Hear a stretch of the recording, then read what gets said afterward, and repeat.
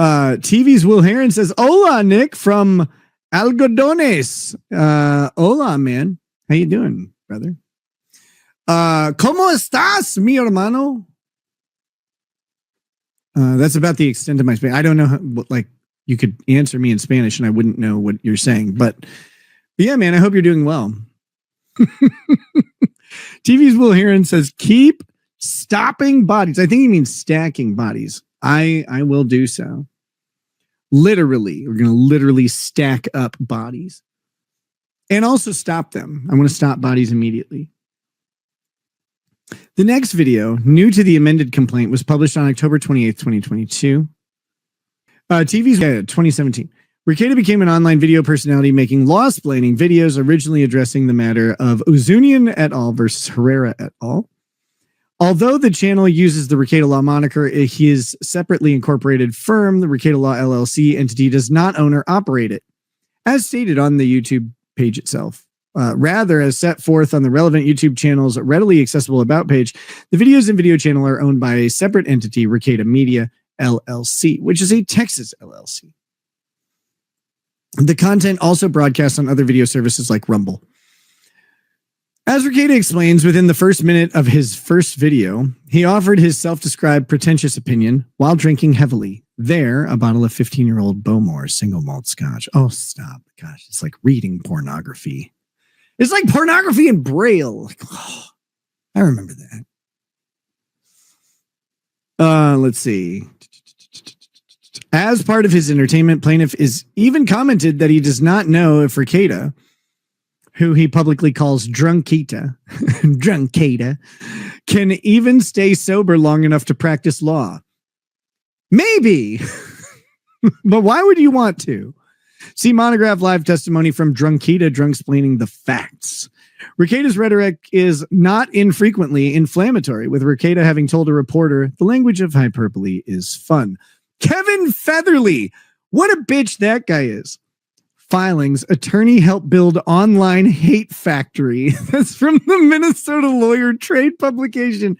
I love it so much. I've got to get a copy of that. Maybe I'll call Kevin Featherly back sometime. His number's got to be in my phone still. Be like, "Hey, fucker." You wrote that shit article. You could at least send me a copy.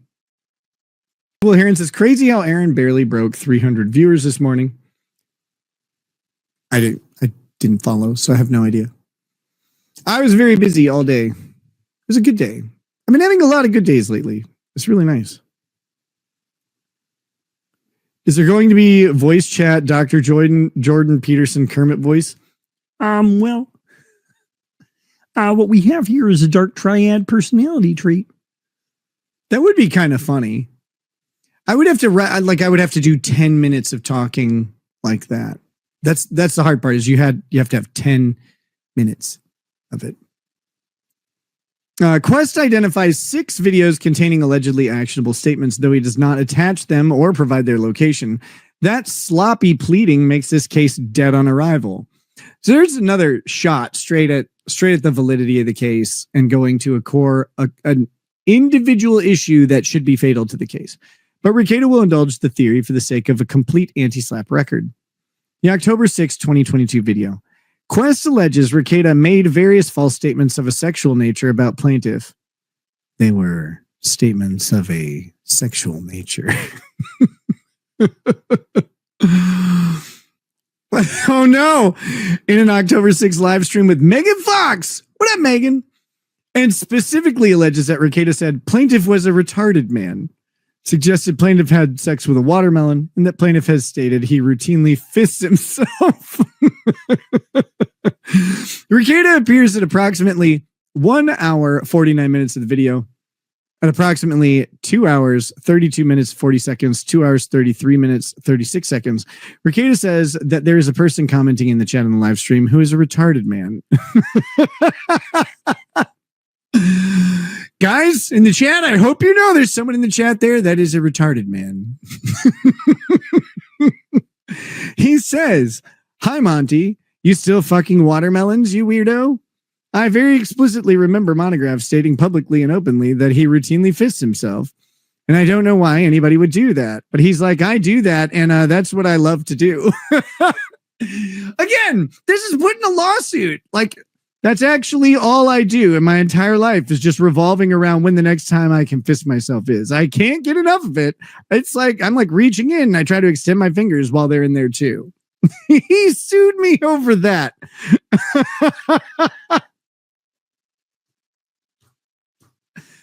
That was clearly a statement of fact. Yeah, I actually had that conversation. Doesn't that seem obvious? Like, I told you the story. Like, I was talking to him. He's like, yeah, I just can't stop fisting. Like, come on. Jesus Christ. What? The fact that this was given a moment of breath is the dumbest shit on the planet. Not all lawyers will do this, but I've noticed it with Randazza. They have no problem using italics and bold and capital letters. Like, you need to see this, judge, clerk, whoever. Pay attention.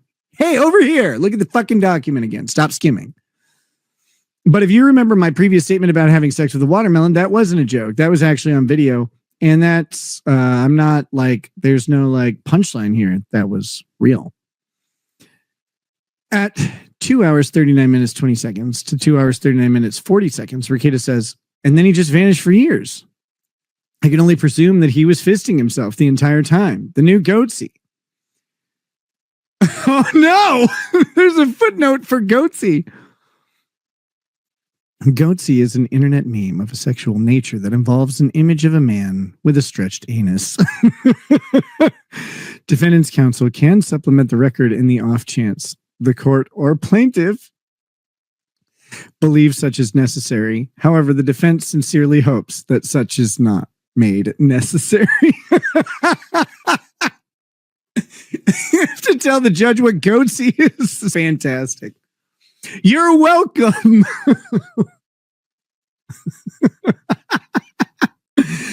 There are some strange people out there, and Monty would lick all of them. That's still true. He definitely would. To the extent that anything here was false, it does appear that the video shows conduct may have been sexualized activity with a honeydew melon and not a watermelon. However, this should be of no legal concern unless there is something reputationally different about misidentifying what kind of produce was used. So yeah, I said watermelon, but it does appear that it was a honeydew. My memory was slightly off. October 13, 2022, accused plaintiff of disgusting crimes against children, pedophilia, and then stated plaintiff should probably be shot in the head. Specifically alleging that Rekieta stated plaintiff has always been into sucking little, which is weird, but that's his thing. Look, I'm not here to stop him. This is all a quote. This is all a quote of a prior time. I'm just saying he should probably be shot in the head. Montegraph, you're a f***ing F slur. Everybody knows you're a F slur. Clip this all you want and sue me if you want. I shouldn't have said sue me. See, it's because I said sue me that he did. You child molesting fucking F slur. I think I was drinking a lot at the time because this is a little bit much even for me. Do that. How about you try that? He did. Turns out he did try it. Rekieta makes the quoted statements at approximately 5 hours, 50 minutes, 20 seconds into the program. He footnoted it. While the undersigned counsel does not approve of this slur, it is quite cavalierly thrown around on Rekieta's show. Well, sometimes. In fact, the undersigned... Oh, yes! I love that this is in here. In fact, the undersigned first heard of Rekieta when Rekieta used his slur to describe the undersigned's law partner. Get wrecked, Woolman! Rather than bring a baseless lawsuit over it, the undersigned scolded Rekieta for it, and since then, things have been friendly between them. True story.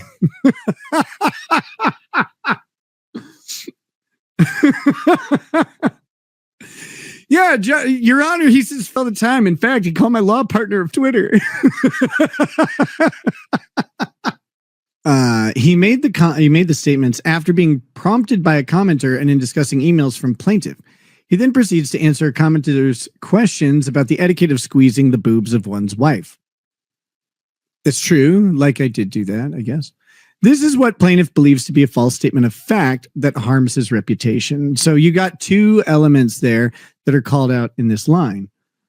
False statement of fact Well, yeah, that harms his reputation. Both of those things have to occur. The October 18th, 2022 video. Third in the complaint, plaintiff alleges defendants published a video on October 18th, 2022, quote, where a meme of guns, AK-47s, pointed at plaintiff's head accompanied by Rekieta making false statements about plaintiff. That was a funny picture. I don't care. Someone made it. Once again, with no mention of what statements Rekieta allegedly made. A discussion of Montegraph prompted by another guest began at approximately 3 hours, 51 minutes, 50 seconds to 3 hours, 54 minutes, and 25 seconds. This is in the Daryl Brooks. This is in the Daryl Brooks case. Good times. Relaying the story of plaintiff calling him on his phone, discussing plaintiff calling Rekieta a member of the Sweaty Sausage Squad, and stating the most important thing is that he had sex with a watermelon on camera. TV's Will Heron says, keep stopping bodies. I think he means stacking bodies. I will do so. Literally, we're going to literally stack up bodies. And also stop them. I want to stop bodies immediately. The next video, new to the amended complaint, was published on October 28th, 2022. Thursday fan mail surprise, also Twitter trash removed. Quest alleges that Rekieta said Quest was making a snuff film about a kid. That Quest made such a film. That Rekieta was suggesting plaintiff made a nasty movie about a kid. And that's why plaintiff does not have a good name. That Rekieta said, nobody goes, huh? Who's Steve Quest? Who's this Montegraph? Oh, he's a fine, upstanding citizen. Nobody does. And bro, I'll take my name over yours. Your good name is garbage, and that's no joke. That's just that's the straight talk.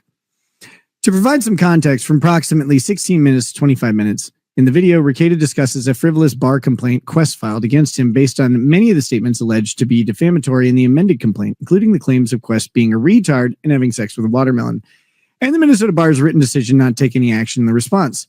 From approximately 25 minutes, 10 seconds to 26 minutes, Rekieta says that his video programming is, frankly, late-night shock radio, to much extent like Howard Stern before he became a coward. It allows me to mix in news, comedy, levity, personal reality, satire, and it's all this mishmash of things.